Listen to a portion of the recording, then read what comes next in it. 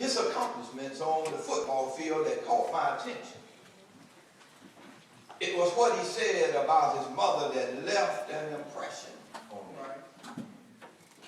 He talked about the abuse that his mother suffered at the hands of his father.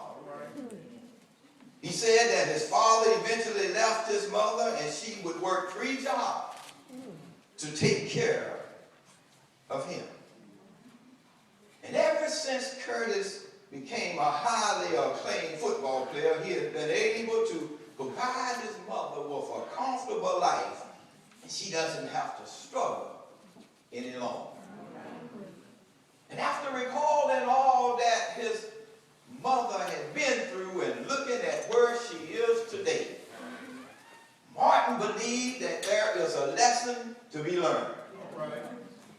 It taught him that oftentimes one has to go through the adversities of life in order to get to where they are today. I wonder if you know what I'm talking about.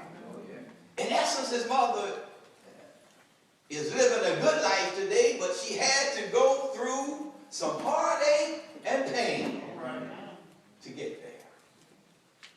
And if you think about it, none of us have arrived to where we are today without going through some struggles or adversities. In other words, life has not always been so easy. To put it another way, you had to go through to get there. Do I have anyone in here today that has made it to where you are without going through some struggles? If so, I'm not talking to you. For today, I'm talking to those that have tread through the difficulties of life to get to where they are. I want to talk to those that know something about going through to get there.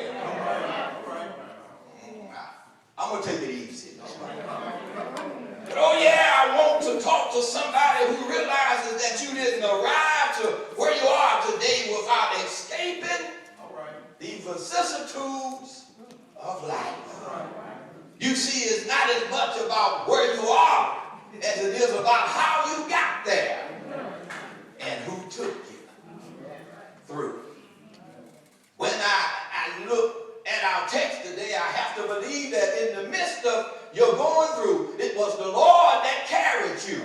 It was the Lord that kept some of you going when you didn't feel like going.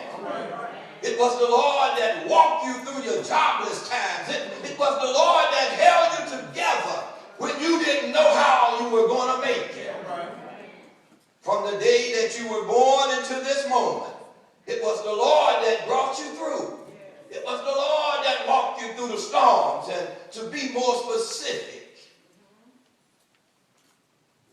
it is that powerful stuff called grace that brought us through. It's that same grace that Jesus told Paul in our text today that it is sufficient for thee. It is enough for you, Paul. You see, Paul found himself defending his ministry to the Corinthian church, who had accused him of being weak and lacking of spiritual gifts. Those Corinthians were nothing less than jealous church members. You may not have them today, but they existed then. Jealous church members who hurled all kinds of accusations at Paul. In order to counter their accusations, Paul could have done a little boasting about the revelations and visions that God had given him. Yet Paul didn't bring attention to himself by boasting about his spiritual accomplishments. And if anybody had reason to boast, it was Paul. But the Lord had allowed Paul to experience some visions and revelations that the Bible says was inexpressible. Oh yeah, Paul could have come back at his accuser saying, I don't know who you think you are, but I'm Reverend Paul, and I've got a special connection to God. On top of that, Paul could have said, I'm well educated, or I have an MDiv and a PhD. Y'all don't want to hear me today. Instead, the 5th verse says that Paul took the low road and said, I will not boast of myself, but I will tell you about my weakness.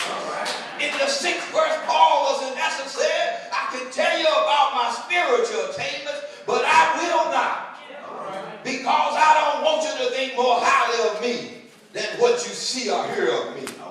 Paul is saying you can tell someone what you are spiritually. You can tell them that you are saved and sanctified. You can tell them that you are a rock solid Christian. Yet it's better when they can see it in the life that you are living. I can tell you anything, but if I am not living it and you can't see it, you will soon find out that I'm not. I'm not what I say I am. Oh yeah, Paul said I can boast about my spiritual highs, but I would rather boast about my weaknesses. Let me tell you about the time. Paul says, let me tell you about the time when I don't feel on top of the world. Let me tell you about the sufferings that I've had to endure. I wonder if I have anybody in here today that's not always on a spiritual high. As a matter of fact, just like Paul, you may cry out, let me tell you about my weaknesses. Oh yeah, let me tell you about the days when I was too depressed to get out of bed. Let me tell you about those times when my body was weak, my mind was weak, or my heart was breaking. Let me tell you about the times that I didn't feel like going on. Let me tell you about my weaknesses. Now let me get back to Paul. Paul said, let me tell you about this thorn in my flesh that was given by Satan to torment me. Now I wonder if you know that Satan is good at that, at tormenting you. Now nobody knows what the thorn in Paul's flesh was. It's not known whether it was a physical, emotional, or spiritual pain. Yet whatever it was, it hurt and it weakened Paul. The Bible says that Paul was in such pain that he prayed 3 times and asked the Lord to remove the thorn. But I want you to notice that Jesus didn't move the thorn, but he spoke to Paul and said, my grace is sufficient for thee. In other words, my grace is enough for you, Paul. I may not remove the thorn, but the grace that I will give will help you bear the pain. And sometimes, my brothers and sisters, that's all that we need. If Jesus just gives us enough grace to hold out in the midst of our pain. I stopped by here to tell somebody that his grace is enough to get you through.